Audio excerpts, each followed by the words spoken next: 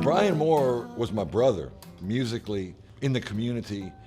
We shared so much together. And everyone, I think, could attest that they could feel how much love Brian had for this community and how much love he just had in general for people.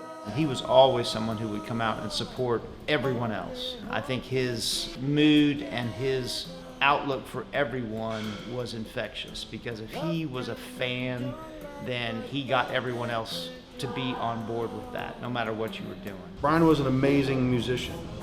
He played music, he invented ways of playing the bass, invented ways of making noise and creating tones. He had this extraordinary sense of pitch in tuning. We'd be hanging out and doing on our basses, stuff on our basses, and he'd look at me and he'd go, check your G-string. Yeah, G-string jokes, whatever. And I'd be like, I know it's fine. He goes, no, check your G-string.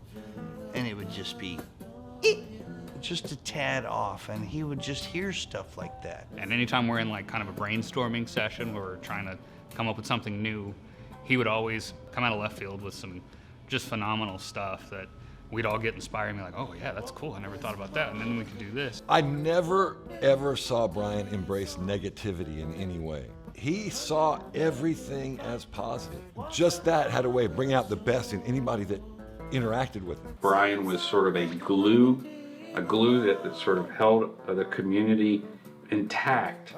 But also, Brian was a very good diplomat. He was the doorman at Panorama for when it first opened. When you hit the door trying to get in to go see whoever it was, he would tell you all about it, and at the same time kick you out if you were being a douche. Everyone knows he's the guy that, if you're having a bad day, he's gonna show up and say, it's not a big deal, tomorrow will be better, and give you a big hug, and oh my God, he gave the biggest hugs. And to get a hug from Brian, you knew you were gonna get one every time, and it was gonna be the best hug you'd had all day. You're gonna get a love you pumpkin, and you leave feeling better. And the cool thing about that is you pass that on to the next person. And so what a beautiful chain reaction that was. And if you think about it, it's still happening today. This is part of the chain reaction. And I think that's kind of why it's important to remember him this way, because he would have wanted everybody to celebrate his life and to play music and have a great time doing it, and everybody share that experience. I think is just a beautiful way to celebrate what Brian was all about. And the chance to go, from one downtown venue to the next, just walk from one to the next and see great music all day long and all night long, I think it's what Brian dreamed the world would be like.